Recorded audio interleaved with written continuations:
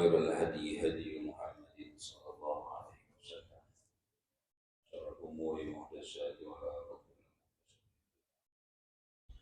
اللهم رب اشرح لي صدري ويسر لي أمري واحلل عقدة من لساني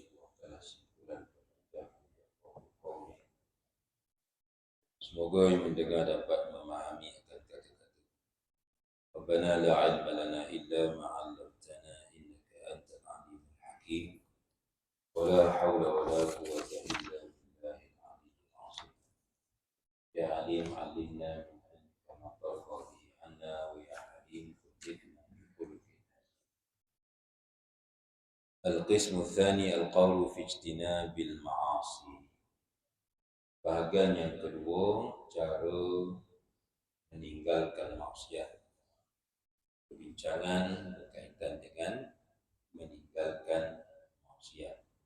Setelah kita selesai bahagian pertama daripada kitab Hidayatul Hidayah ini, iaitu berkaitan dengan mengerjakan ketaatan ataupun ada adab dalam kita melaksanakan ketaatan kepada Allah SWT. Bagi bahagian yang kedua daripada kitab ini, iaitu berkaitan dengan bagaimana meninggalkan maksiat. I'lam anna lid-dini syatrain ahaduhuma tarkul manahi wal akharu fi'lut ta'at. Ketahuilah wahai talib, yakni penuntut ilmu, bahawa agama itu terdiri dari dua bahagian. Pertama, meninggalkan maksiat. Kedua, mengerjakan taat. Bila kita sebut kehidupan beragama, kita nak beragama ni, dia tidak sekadar kita ni buat ketaatan, buat baik, ayam, puasa, zakat, haji. Dia sebenarnya bermula dengan meninggalkan maksiat. Ini bukan semata-mata kita buat kebaikan, kita kena tinggalkan kejahatan. Itulah asas dia. Ketauhidan kita kepada Allah SWT itu yang dimulakan dengan la ilaha, dan barulah kita isbatkan dengan illallah. Kita menafikan segala bentuk jenis ketuhanan yang selain daripada Allah Subhanahu wa ta'ala. Dan asal pun ini yang sepatutnya dalam kita menuju jalan Allah. Orang yang nak menuju jalan Allah ni, dia mesti mulakan dengan meninggalkan maksiat. Walaupun kita bincang tuan kitab Imam Al-Ghazali, dia mulakan dengan menyebut tentang melaksanakan ketaatan kepada Allah. Namun dia buat kesimpulan sebelum memulakan bab meninggalkan maksiat ni, dia sebut agama itu terdiri daripada dua bahagian. Dia sebut pertamanya meninggalkan maksiat. Kalau kita nak sebut dari sudut tertib, walaupun ianya dua-dua sama penting, tidak boleh kita melebihkan sebahagian atas sebahagian yang lain. Dia mesti berjalan serentak. Seumpama kita memahami dalam sumber syarah itu adanya Al-Quran dan Sunnah. Walaupun kedudukan Al-Quran itu pada sumber yang pertama, As-Sunnah pada sumber yang kedua. Namun kedua-duanya tidak boleh ditinggalkan. Sama penting, sama dimanfaatkan, digunakan, dijadikan benar-benar sebagai sumber. Ada kalanya Al-Quran itu dijelaskan penafsirannya oleh Al-Quran, oleh hadis, As-Sunnah. Begitulah, ada yang bersifat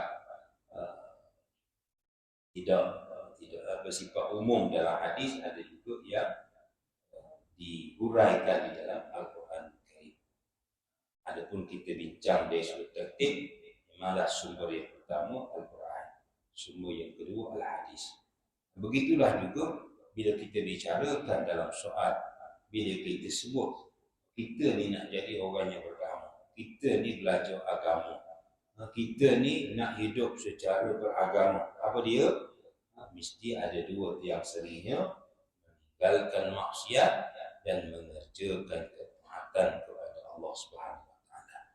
Sebab tu kita kena tegakkan ma'ruf, di waktu yang sama kita kena cegah munkar. Bukan semata-mata kita dah ajak orang buat baik, lama-lama orang tinggal dah kejahatan. Tak. Itu bukan manhajul Qur'ani. Itu bukan cara Quran mengajar kita. Bukan Islam mengajar begitu. Bukan itu cara beragama. Mesti dijalankan urusan itu secara serentak. Sebagaimana kita semua perlu menyeru manusia kepada Allah, mentaati Allah, kita juga kena mencegah manusia daripada mensyirikkan Allah, daripada menderhakai Allah, melakukan maksiat kepada Allah Subhanahu Wa Taala. Dia mesti berjalan serentak. Jadi kata dia, ketahuilah wahai penuntut ilmu, bahawa agama itu terdiri daripada dua bahagian. Pertama, meninggalkan maksiat. Kedua, mengerjakan taat. Wal akharu wa tarku, hatta bila kita sebut ta'rif taqwa, disebut oleh para ulama, apa dia? Al-imtithalu li awamiri wajtinabu nawahi, iaitu kita melaksanakan segala apa yang Allah perintah dan meninggalkan segala yang Allah larang. Allah pun ada benda yang Allah suruh, ada benda yang Allah larang. Nabi pun suruh, ada benda yang dia suruh, ada benda yang dia larang. Di situlah yang dikatakan beragama. Sebab ada satu pemikiran, satu benda yang salah dalam hidup kita. Orang kata, bila kita dah buat benda baik, confirm lah kita akan tinggal benda jahat. Belum tentu. Belum tentu. Ini satu benda yang salah. Kena betulkan balik. Wa tarkul manahi huwal ashad, fa inna ta'at yaqdiru 'alaiha kullu wahidin, wa tarkus syahawat la yaqdiru 'alaihi illa as-siddiqun. Fadzalika qala Rasulullah sallallahu alaihi wasallam, al-muhajir man hajara as-su' wal mujahid man jahada hawa. Meninggalkan maksiat adalah lebih berat daripada mengerjakan taat. Kerana mengerjakan taat mudah dibuat oleh setiap orang, tetapi meninggalkan syahwat, yakni maksiat, hanya dapat dilaksanakan oleh para siddiqun, yakni orang-orang yang benar, yang memang siddiq, sifat benar sahaja boleh meninggalkan maksiat, meninggalkan syahwatnya ini. Adapun ketaatan lebih mudah, kata dia. Ini pengalaman kita pun begitulah dalam hidup. Hakikat sebenarnya begitulah juga. Memang nak buat ketaatan tu insya-Allah mudah. Nak ajak orang buat baik tu mudah. Nak ajak orang mari sembahyang subuh berjemaah, macam Jumaat, insya-Allah walaupun payah mudah. Tapi nak suruh tinggal joget, suruh tinggal gaul lelaki perempuan, senang.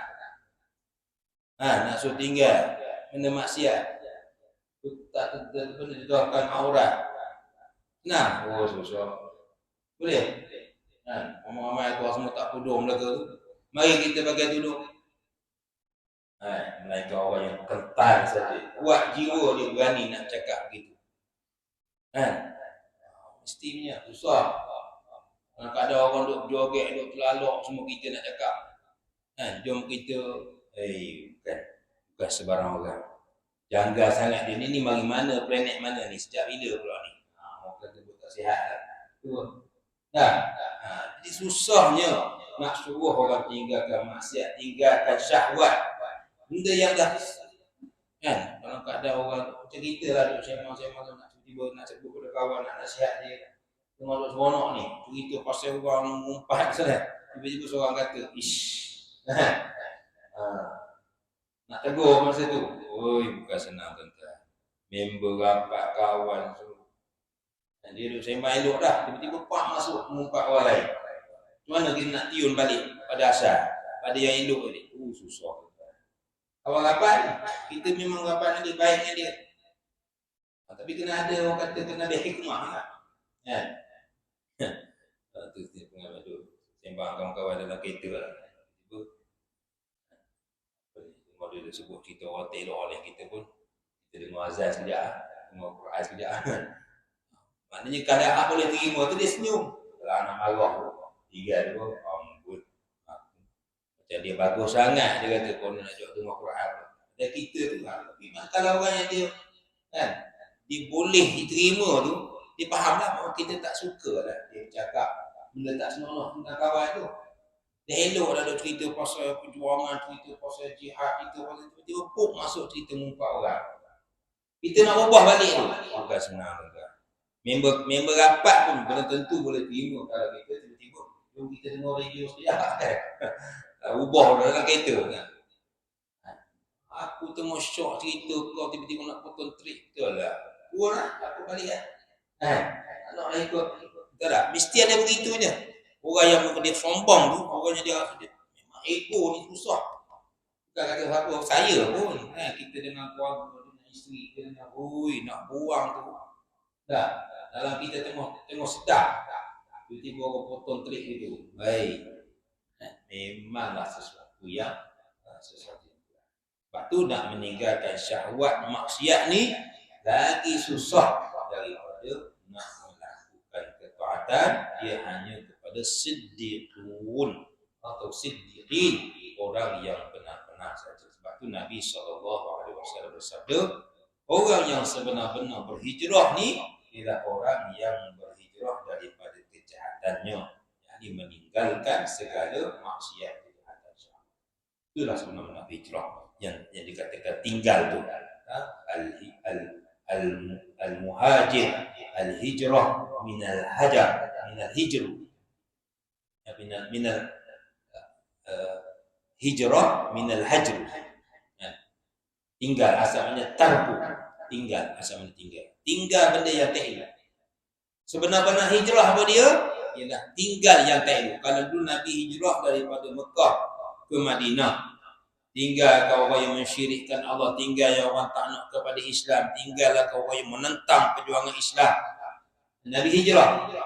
Kita hari ini nak tinggalkan suasana yang tak elok, tinggalkan bi'ah yang kan, orang yang biasa dah dengar riba, tinggalkan riba. Orang yang biasa dengan pergaulan maksiat. Tak ni nak masuk Ramadan kan, nak tinggalkan suasana tu macam mana? Dan yang suasana laranya, suasana kita banyak buang masanya. Ini benda yang kita nak. Yalah, kita nak sebut contoh juga lah. Satu benda yang disandarkan cerita tu kepada Syekh Nuruddin. Yalah, dalam sebuah konteks dia buat umpama nak cerita fokus ni. Nak cerita fokus pada ibadat.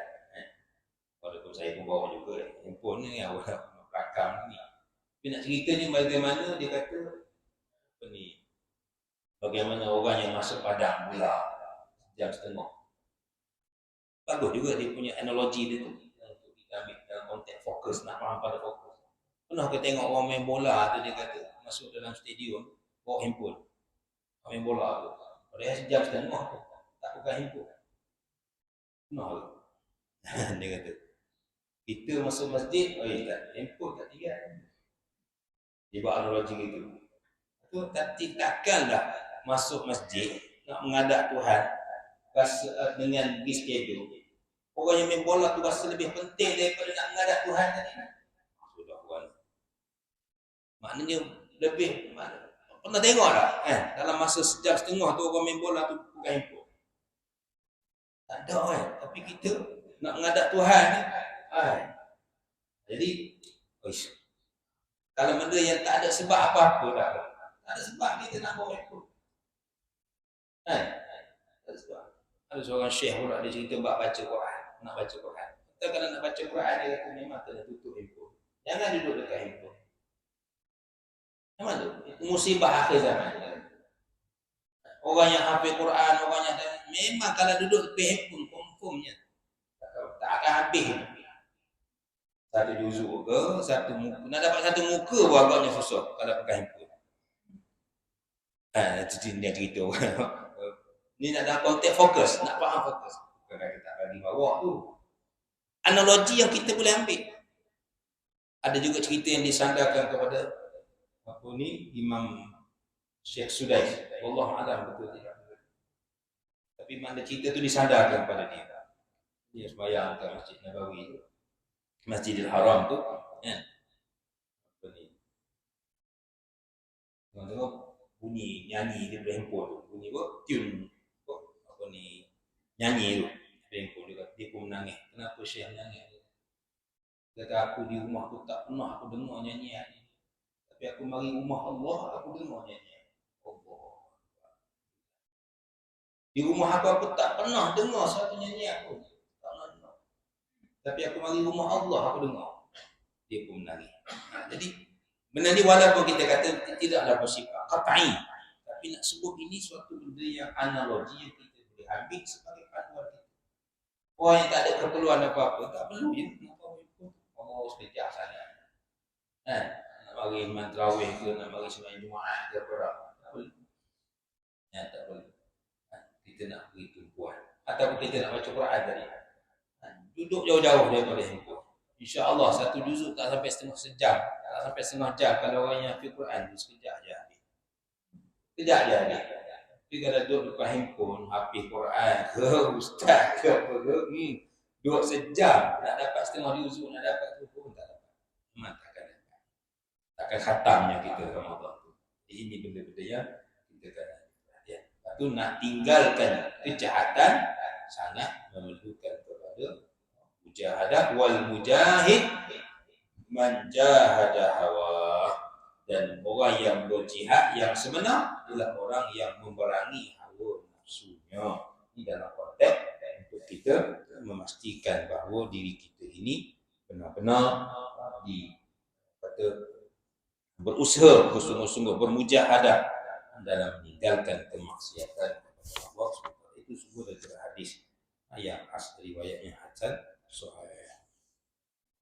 Al-qawlu fi ijtinabi ma'asil jawarih. Baik, kita pergi kepada penilaian. Fasal pertama, cara meninggalkan maksiat yang zahir.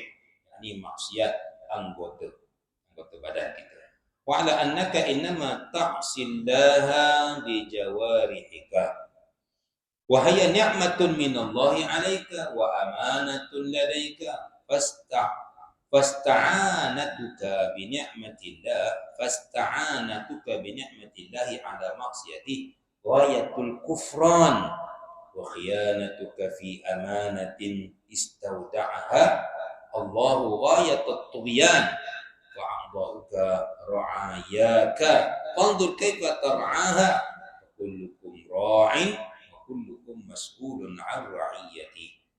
Kata dia, ketahuilah bahawasanya apabila engkau melakukan sesuatu maksiat, maka sebenarnya engkau melakukan maksiat itu dengan menggunakan anggota badanmu yang merupakan nikmat Allah Ta'ala yang dianugerahkan kepada.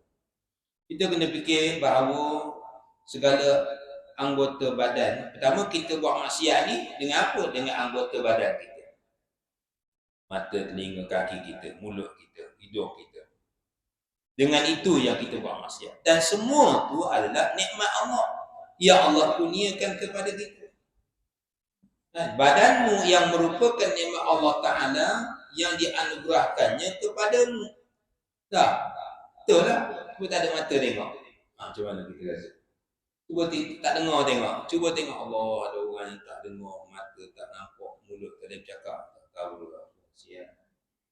Sahabat saya kena jaga. Abang. Mata tak tengok. Tak tahu siang malam. Pukul 3 pagi ketuk pun nak makan. Dia nak makan. Pukul 3 pagi kawan tu dia. Oh, sabarlah tu. Adik-adik dia kena begitu lah. Ada orang yang Tuhan uji sampai begitu tu. Tapi alhamdulillah dia istiqamah. Tapi lah, letih dah tuan-tuan.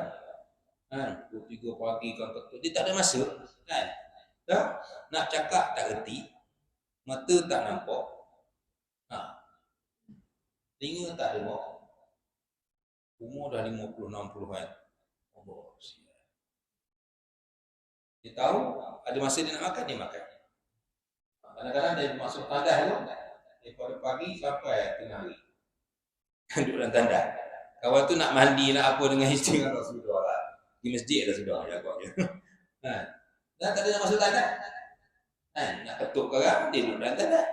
Dia rasa dia nak keluar, dia keluar. Dia rasa nak masuk, dia masuk. Allah Tuhan uji sampai begitu. Jadi, nikmat tu, Allah beri kita tu. Nikmat bila kaki sakit sikit, tangan sakit sikit. Allah. Tak nak buat benda. Okey je. Semua itu nikmat Allah. Jadi anggota-anggota itu adalah anugerah Allah kepada kita.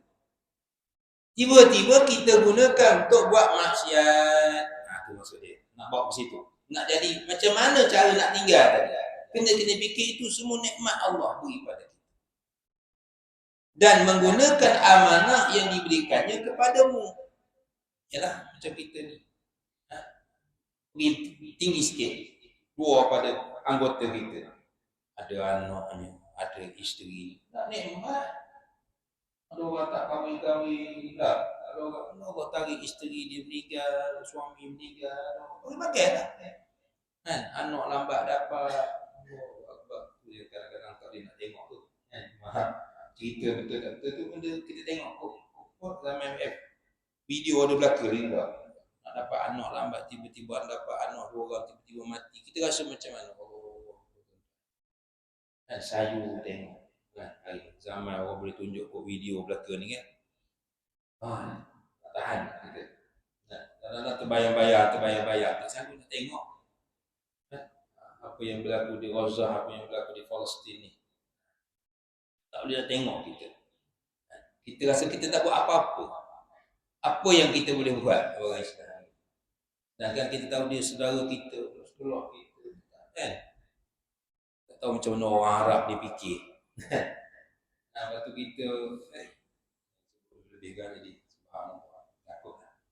Jadi semua itu nikmat. Jadi ketika engkau menggunakan anggotamu untuk melakukan maksiat, berarti engkau menyalahgunakan nikmat yang dianugerahkan dan mengkhianati amanah yang diberikan. Itulah isu. Nak kena bayang pada amanah yang Allah beri pada kita. Amanah mata, amanah semua tu Allah kurniakan kepada kita. Macam mana? Susah payah kita hari ni, anak nak masuk sekolah, harga barang beli mahal-mahal lah. Beli. Kerana kita tahu itu amanah, nikmat Allah kepada kita yang kita kena laksanakan tanggungjawab terhadap anak kita, terhadap isteri kita dan sebagainya. Berarti engkau menyalahgunakan nikmat yang dianugerahkan dan mengkhianati amanah yang diberikan. Dan anggotamu adalah rakyatmu, maka hendaklah engkau berfikir baik-baik bagaimana sepatutnya engkau menjaganya.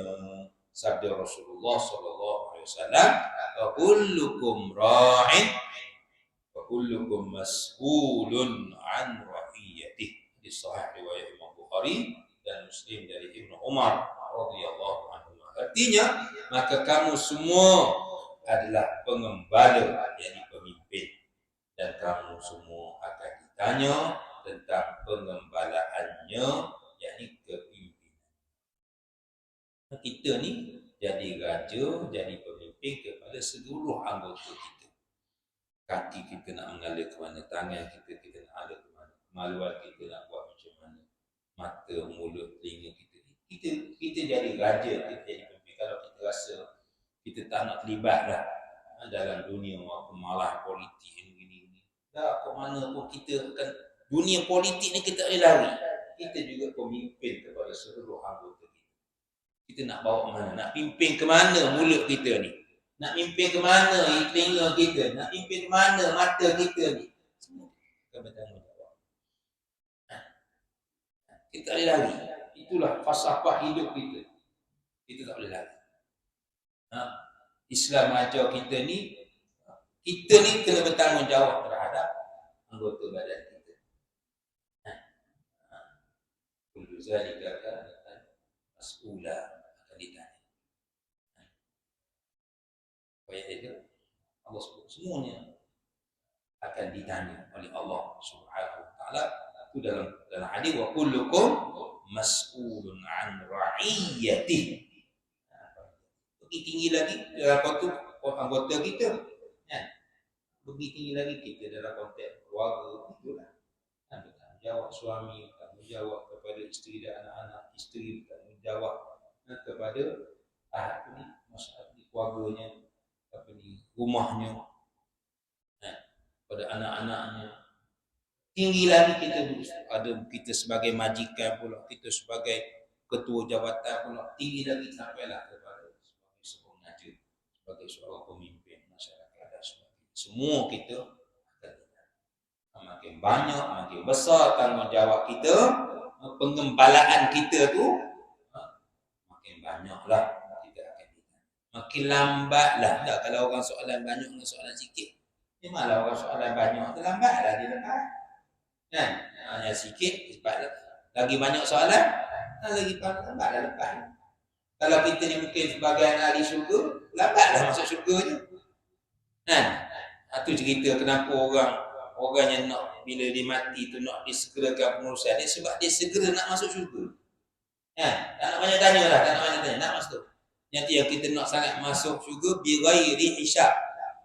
Orang yang nak masuk syurga bi ghairi hisab, tanpa hisab. Tak ada banyak kira, tak ada banyak soal. Kan? Sebab bila banyak soal je, takut tak lepas kita. Kan? Sebab tu kita seronok bila lalu depan JPJ ke lalu depan apa, walaupun mungkin kita ada lesen, kita ada apa, benda pulang nak tanya. Lebah dulu. Padahal kita ada lesen, kita ada terasa ada benda je. Kan? Bila dia tak tanya lah, jalan tu. Relax kita, lega.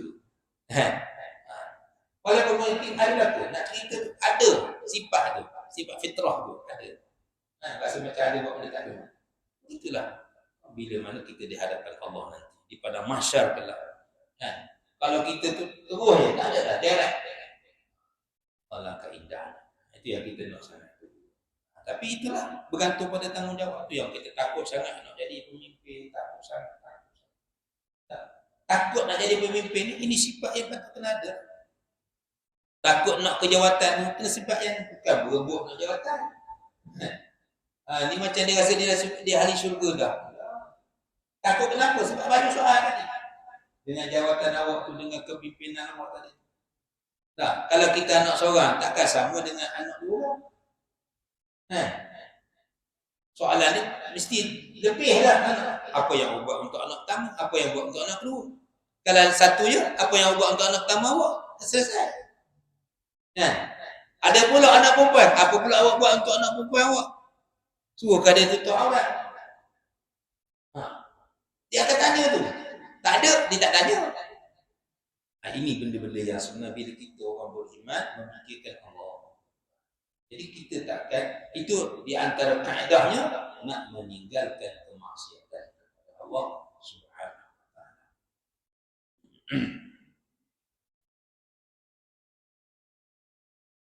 Wa'lam anna jami'a a'dha'ika ستشهد عليك في عرصات القيامة بلسان طلق زلق تفضحك به على رؤوس الخلائق. قال الله تعالى يوم تشهد عليهم ألسنتهم وأيديهم وأرجلهم بما كانوا يعملون. قال الله تعالى اليوم نختم على أفواههم وتكلمنا أيديهم وتشهد أرجلهم بما كانوا يكسبون فاحفظ يا مسكين جميع بدنك من المعاصي وخصوصا أعضاءك السبعة فإن جهنم لها 7 أبواب لكل باب منهم جزء مقسوم ولا يتعين لتلك الأبواب إلا من عصى الله تعالى بهذه الأعضاء ال7 وهي العين والأذن واللسان والبطن والفرج واليد والرجل. Kata dia, dan ketahuilah olehmu bahawasanya semua anggotamu akan bersaksi di atas segala perbuatanmu di padang mahsyar kelak. dengan menuturkan perkataan yang lancar dan terang. Anggotamu akan membuka segala rahsiamu di hadapan perhimpunan agung di pada mahsyar nanti. Dalam hal ini Allah Ta'ala berfirman, yauma tashhadu alaihim alsinatuhum wa aydihim wa arjuluhum bima kanu ya'malun. Surah An-Nur ayat 24. Di hari itu, yakni hari kiamat, akan bersaksilah ke atas kamu oleh segala lidah. Allah jaga lidah menyebabkan kita jadi mengeluarkan berbagai perkataan ni. Tanganmu dan kakimu dengan segala sesuatu yang telah kamu perbuat di dalam dunia dahulu. Dan Allah Ta'ala berfirman lagi, al-yawma nakhtimu ala afwahihim wa tukallimuna aydihim. Maksudnya pada hari ini, hari kiamat, kami akan kunci mulut-mulut mereka. Nakhtim, mulut itu dikunci. Khatam, dipatri, dan akan berbicara kepada kami tangan-tangan mereka, dan bersaksi di hadapan kami kaki-kaki mereka terhadap apa yang mereka telah berbuat di dunia dahulu. Itulah yang kita kena ambil perhatian. Semua tu akan jadi saksi kita, sebab benda tu tak lari pada kita. Tak boleh berpisah dengan kita. Mungkin kalau kawan-kawan dia berpisah, bila dia balik rumah tak ada dah, balik jabat tak ada dah. Isteri pun boleh berpisah. Kita boleh tipu isteri kita, boleh tipu anak kita, boleh tipu majikan kita, boleh tipu, tak kira lah. Tapi hak mulut kita boleh tipu dah, hak telinga kita boleh tipu dah. Tak ada dah, semua dekat dengan kita belaka. Kemana kita pergi, apa kita buat, dia dulu akan jadi saksi. Termasuklah hati kita lah. Boleh kita tipu hati kita? Tak ada siapa. Kita tahu kita yang menipu, kita tahu kita yang berdalih, kita tahu kita. Sebab tu dia sebut tadi, Siddiq tu orang yang benar ni, kita tahu dia benar. Lepas tu bila cerita sahabat-sahabat Nabi SAW, cerita Hatib bin Abi Balta'ah, bila dia pecah rahsia dengan Nabi, rahsia Nabi nak pergi membuka kota Mekah, yang dibagi satu surat pada seorang perempuan Yahudi. Nabi nak masuk Mekah, dalam kota Mekah. Nabi cerita dia kepada sahabat, jangan sampai orang Mekah tahu ni kita nak buat benda ni, kita punya urusan ni, urusan negara ni. Tiba-tiba Hatib bin Abi Balta'ah yang duduk dalam sorak sekali dengan Nabi, dia pecah rahsia tu. Kerana apa ni, dia sayang ke bangsa dia lah, kaum kerabat dia, nak selamatkan kaum kerabat dia, bimbang takut Nabi pergi bunuh nanti. Pecah rahsia tu. Tapi oleh kerana dia ni buat perkara tu bukan kerana dia nak murtad, bukan kerana nak tinggalkan Islam, semata-mata kerana ada sifat, ialah ada orang sifat kebangsaan dia tu, sifat tu, itu menyebabkan dia buat benda tu. Akhirnya bocor. Allah turun wahyu maklum pada Nabi, perintahkan Sayyidina Ali ditangkap perempuan tu, bawa balik surat, baca surat tu depan para sahabat. Ma'adha wahai. Lalu Hatib bin Abi Balta'ah kata, ya Rasulullah, aku buat ni bukan kerana sekian. Akhirnya dia bagi alasan, dan dia benar. Ini benda dia rahsia dia dengan Allah, dan Nabi menyaksikan bahawa dia tu seorang yang benar. Oleh kerana dia ni ada jasa juga lah. Dia terlibat dengan perang Badar, orang yang hebat lah, ada jasa. Jasa mu dikenal lah. Dalam Islam ni pun, mana jasa seseorang tu jangan diremehkan. Budi yang baik dikenal juga dah. Ni orang dah berbudi, kita buat lupa jasa orang. Dalam Islam dia sangat mengambil peran. Mungkin ada orang tu buat silap. Jadi dalam konteks itu, walaupun Hatib ni buat silap, tapi Islam, Rasulullah melihat jasa dia besar dalam perang Badar. Waktu orang lain semua tak ada nak, dalam suasana 13 orang tu je, cabaran yang besar, dia bersama dengan para sahabat nak mempertahankan Islam dalam suasana susah, dalam suasana. Jadi jasa dia diberi penilaian.